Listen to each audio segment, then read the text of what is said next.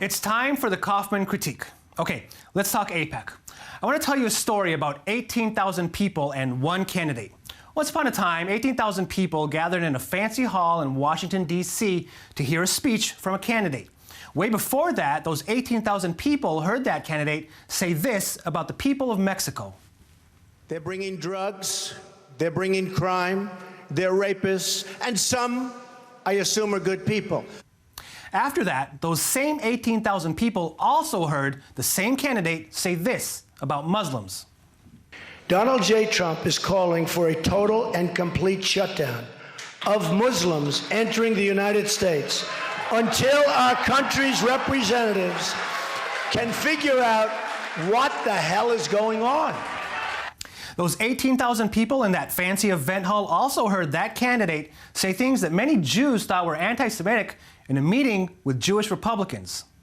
I'm a negotiator like you folks. We're negotiators. Do you want to renegotiate deals? Some of us renegotiate deals. I would say about 99.9. Is there anybody that doesn't renegotiate deals in this room? This room negotiates.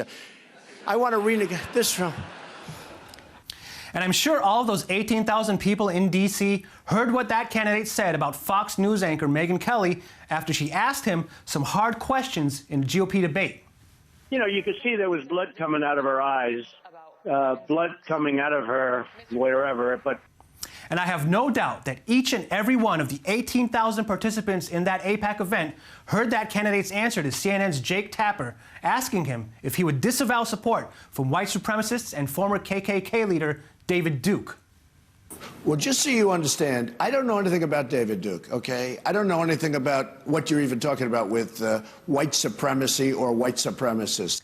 And despite all those 18,000 people hearing those comments and much, much more, how do you think that candidate was accepted by those 18,000 people themselves?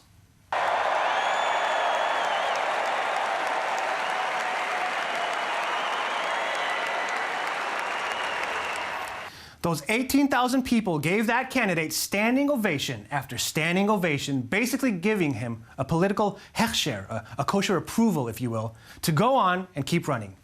The candidate could not have asked for more. The end.